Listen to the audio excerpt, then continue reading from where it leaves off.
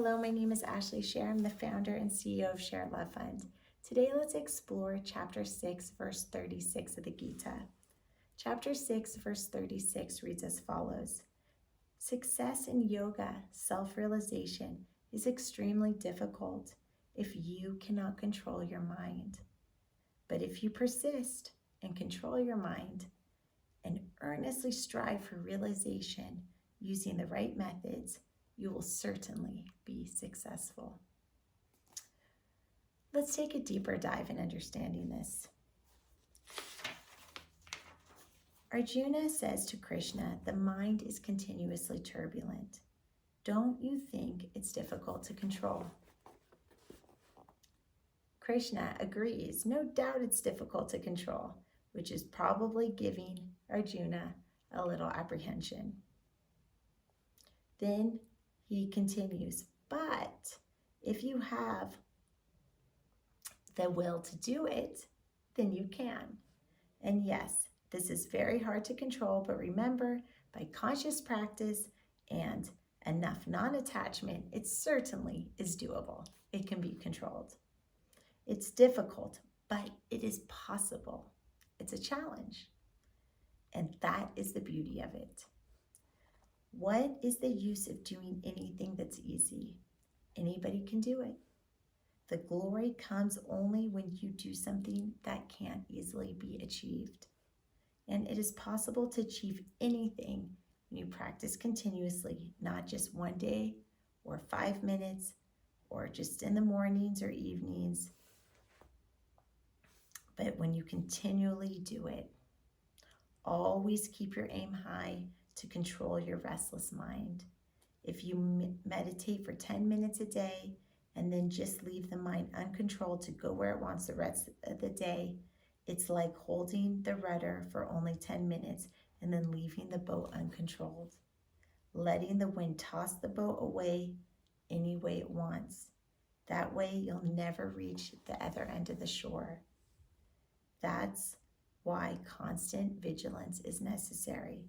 Somebody must always hold the wheel and watch the compass. Are you going in the right direction? If by chance you make a mistake or you caught by the wind, then you correct your course. Immediately, the navigator works out the course of correction. Without the course correction, you can never reach your destination. Be constant at it. That is why it's called a practice. But mere practice alone is not enough without proper discipline. Here's a story to illustrate the point. Once upon a time, there were 2 boatmen. They knew how to row, but they didn't own a boat. They had been drinking and decided to borrow a boat and go to a neighboring town on the Ganges River. At about midnight, they came to the shore and saw a new boat there. The moment they saw that boat, they were happy. We have a boat, come on, get it. They found the oars and started rowing. All night they were just singing a song as they rowed and slowly came down. As you may know, people normally come to take a bath in the Ganges River early in the morning. The boatmen saw a couple of people coming whose faces were similar. That's strange, they thought. How did they get here so easily? We've been rowing half the night. Soon there was a little more light and they saw familiar buildings. Hey, they called to the bathers. We are still in the same place. What happened? The bathers replied, what did you expect?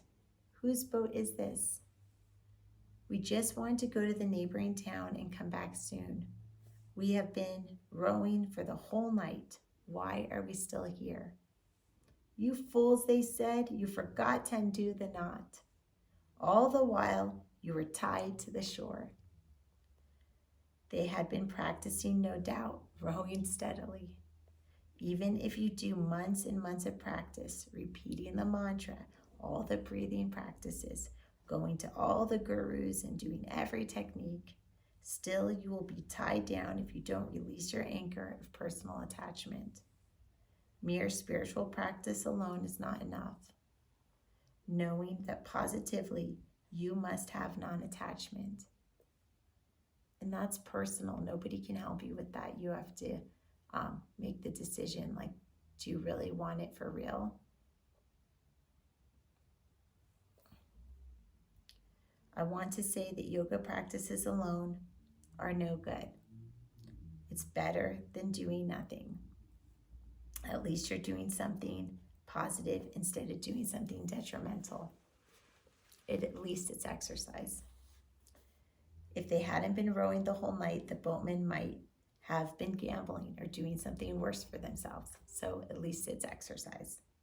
No doubt there's an advantage to such practices, but we can't obtain the goal of serenity that way. We can't reach the shore unless bondage is removed. Unfortunately, in our boats, we have more than just one anchor line. There are thousands of anchor lines everywhere, thousands of attachments. Everything we call mine is holding us. That's why I say, if you want to know how far away you are from your goal, call it God or peace. Here's a method. Get some paper and write down everything that you call mine. My house, my body, my brain, my intelligence, my child, my husband, my money, my country, my race, my identity, my name. Everything. List everything. Don't admit one thing. If the list goes very long, you are far away from your goal. As you reduce the list, you're coming closer. If there's nothing at all you think of as mine, then you're already there. That's all. It's very simple. Then you don't need to practice anything. This could be your only yoga practice. When you achieve dispassion, you are not attached to things. You can keep them around, but you don't call them mine. Now, for example, I may be using this yoga mat underneath me. It's very comfortable. I can even say it's my seat as long as I'm sitting in it. But when I leave, I can't take it with me. Like, I literally can't. It's the hotel's, and it's not mine. I can't take it with me when I go. It's just given to me for my use. But even things that maybe are mine, we're only on this earth temporarily. So we're just like limited time users. Similarly, everything, even your body, is given to you for a limited time use. This detachment must properly be understood. You can't become irresponsible and just leave everything and run. Just because you're using something for a limited time doesn't mean you should trash it or not take care of it well. Like, I'm using this hotel room for a limited time, but I'm still going to pick up my clothes and treat it with respect. So this is the idea of stewardship. It's not detachment. Wherever you go, you'll still be attached to something. If you've run away from your mansion, within a few weeks, you'll be attached to your hut. It makes no difference if it's a mansion or a hut. It doesn't matter whether it's a fine suit or all the patches on worn out clothes. How many people become attached even to those jeans with hundreds of patches? Clothes are just something to cover the body. That's all. But they should be neat and clean and comfortable. So many problems arise from personal attachments. Unless there's non-attachment, practices won't yield many results. Side by side, there should be the practice of non-attachment, two wings of the same bird in order to fly. Nothing is impossible to achieve. You see it in the modern times also. We see a man walk on the moon. A few decades before, probably nobody would have thought it was possible. Nowadays, you can film a little baby in a womb playing and rolling around on a screen. Whoever thought that was possible 50 years ago?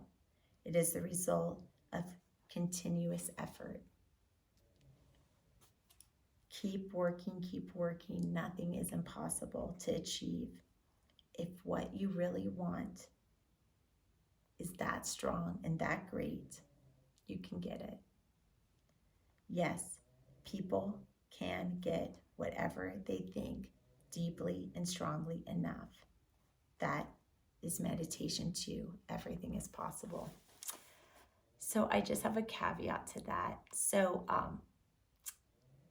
sometimes I think that when you really get into deep level of meditation, you realize that you don't want or need all the things you thought you wanted or needed. So your wants and needs become less. So I do think that this sloka is true in the sense that the sky's the limit and anything's possible and you can get whatever you want, but really you can't get whatever you want. But that idea is that when you're in a really deep meditative state of not attachment, the things that you want are obtainable and you can get whatever you want because your wants are in check. May the light in me be the light in you. Have a blessed day. Namaste.